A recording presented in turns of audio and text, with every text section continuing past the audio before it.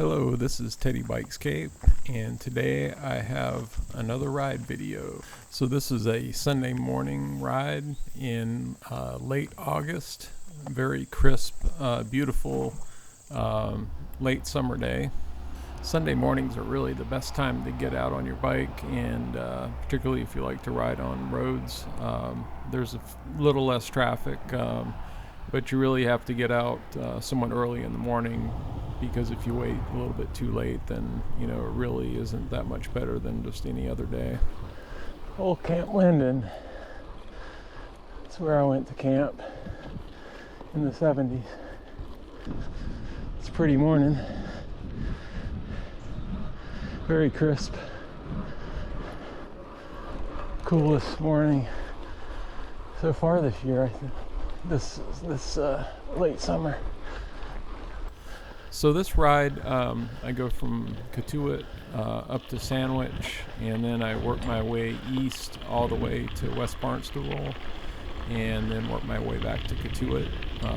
It's a pretty hilly route.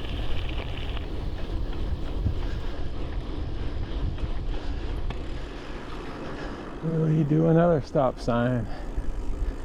In a recent video by Tim Fitzwater, a YouTuber, he pointed out that motorists often complain about cyclists not stopping at stop signs, and so that's in his honor.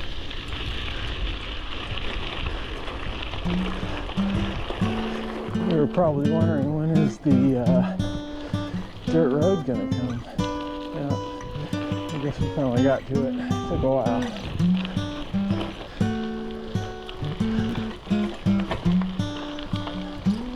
Good morning.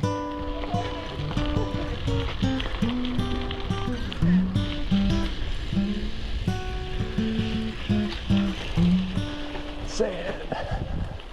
It's firmer today because of that rain we got. Nice. Getting back to the stopping, discussion that Tim had. It's a thing whenever you're on a bicycle, whenever you give up your momentum at a place where you're supposed to stop, that makes it a little tricky to get that momentum back again. And it's not just a laziness thing. It's something where you simply can't get that momentum back instantly. And so given that bicyclists have very good vision, bicyclists have very good vision of what they're doing, and they're going at relatively slow speeds anyway, that rolling through a stop sign is probably not the worst thing as far as for the cyclist safety. And then plus he also describes the fact that cyclists themselves really can't do too much harm to a motorist versus the other way around. So just one way of looking at it. And yes, I've been personally called out for rolling through a stop sign before, and I was getting to the intersection first at a four-way stop sign, and still the driver decided to make an issue of it. And I was simply trying to get through that intersection, so I wasn't holding anybody up. And so I thought I was doing the right thing, and I guess it wasn't. The guy just probably was a little irritated, and so he just wanted to take it out on somebody. So this is a area I really only go in on Sunday mornings, going up into the 6A area, which gets pretty busy, and it's a very small, windy road. But I cross it initially, and then I go through a neighborhood that gets you up closer to where I want to cross, and so it minimizes the amount of time I have to spend on 6A, which I'm getting on right now. And I really put the pedals, put some pressure on the pedals to try to get through that section as fast as possible. So after about a quarter mile on 6A, I get off on Old Colony Road, which is not a real quiet road, but it's not too bad on Sunday mornings. And here I'm getting off at Mill Pond. It's kind of my first stopping point to kind of give myself a little breather. I think I'm about 12 miles in at this point.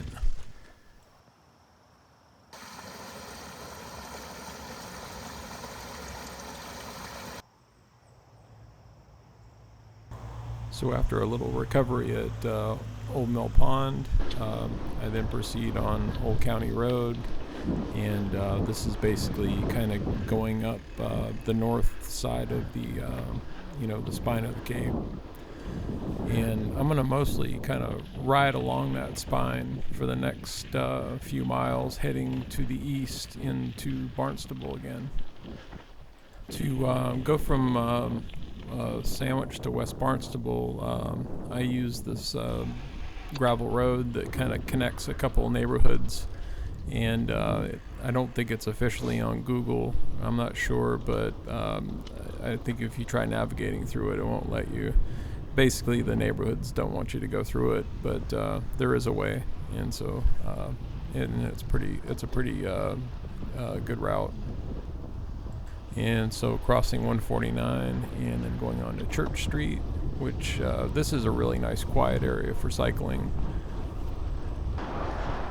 I've tried taking this road before, but you run into private property under the power lines, and I decided, since it was signed private property, I was going to stay out. But we loop around here, we get on the other side of that. I recently started exploring over here, and it's very quiet over here. Oh, wow. I think this is one of those areas of the Cape that just seems more like what it was back in the day. It is less spoiled than maybe some of the areas, particularly around the South Shore. Nice rock wall there. Not one of those fancy ones, just a honest rock wall. There's another one. I think this is one of the rockier parts of the Cape. So after a little bit, we get to where we can pick up the power line road, and I'm going to take this for, I don't know, say a little bit over a mile, heading east again.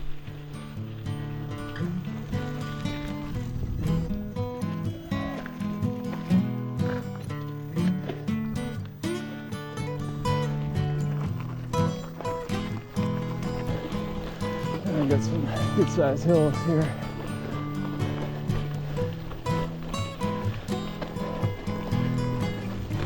Let's put it in the low gear. Just chug away. Try to stay out of ruts.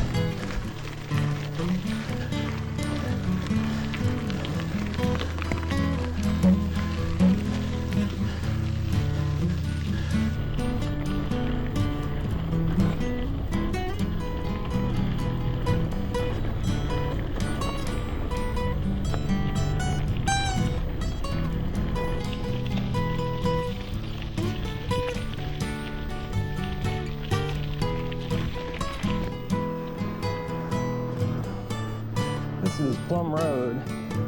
It's a neat little road in West Barnstable. We're headed north.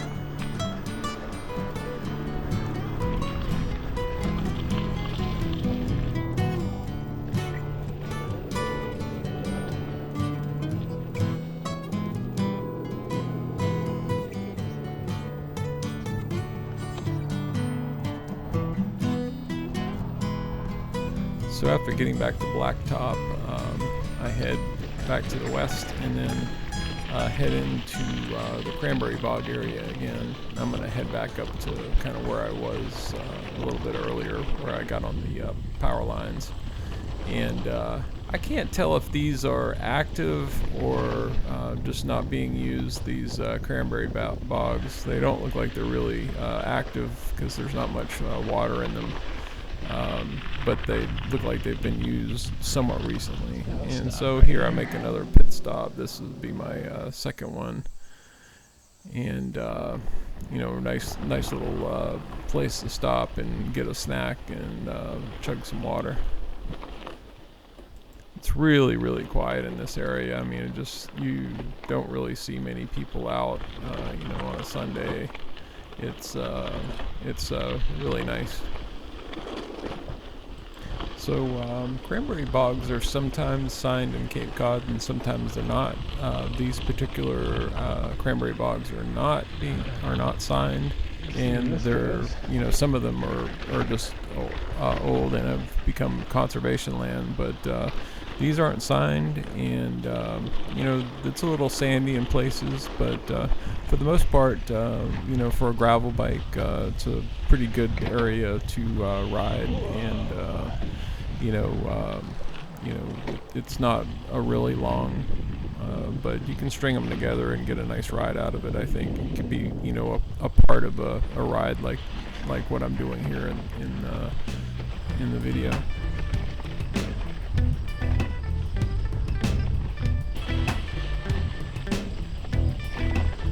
And back on Parker Road. That's a nice little place here.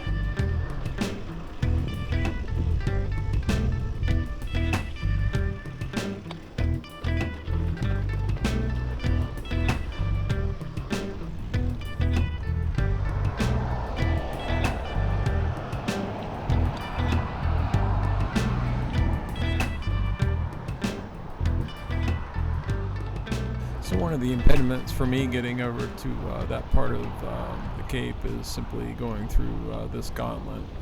You know, it's, you know, there's plenty of room here. You know, certainly not my favorite thing to do, but there are worse places to ride, I think, on the Cape. And this gets you to the frontage road, and which is generally not too busy. And now I'm going into the West Barnstable conservation land, which is a really nice place to cycle, mostly for mountain biking, but there's plenty of trails like the one I'm on here that are a little on the rough side, but, you know, for the most part are smooth enough for anything that's over 35 millimeter tires.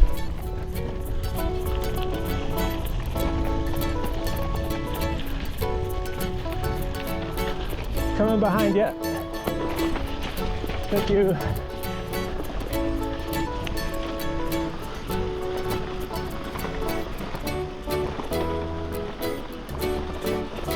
Oh, there's 2 hands at the bars.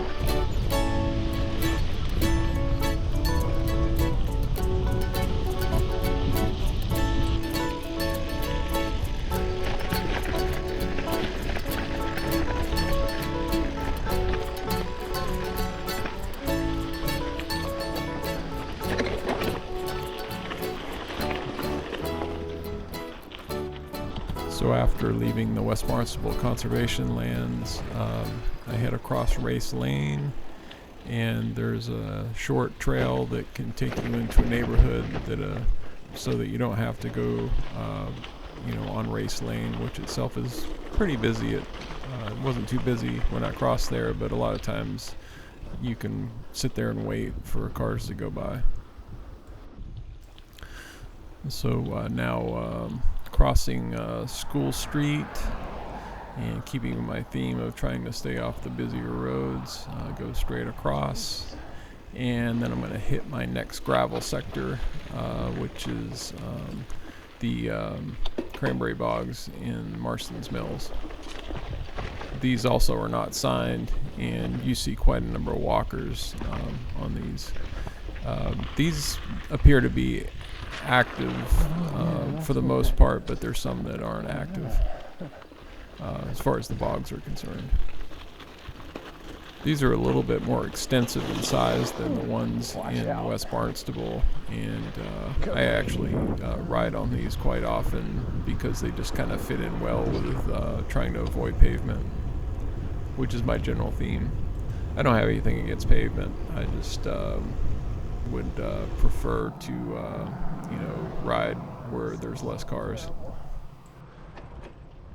So now we're back on Santuit Newtown Road, and then we're going to take a left turn onto Wakeby Road, and then we're going to take the another gravel sector, and that will bring us down into Cotuit eventually.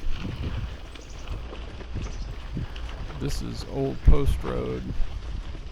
It's another one of the old cart paths on the Cape. I love how it just goes through this neighborhood. And eventually it crosses 28 and turns into a real, paved road that's used today. Woo. And this is paved in this area because the town of Marston's Mills, that's where the water supply is, I believe.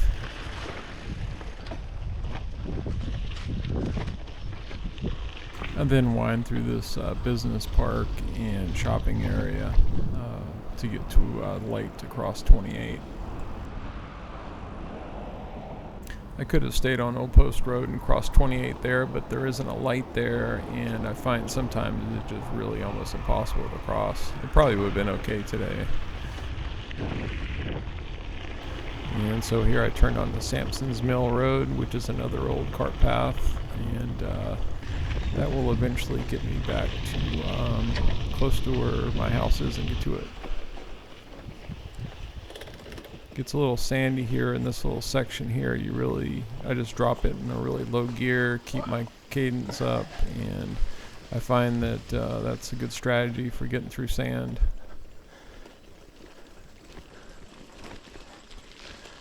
And then if you watch any of my videos, you'll start to recognize some of the places that I ride for some of the test rides that I do with some of the bike build videos. And these are just power lines that go through Cotuit.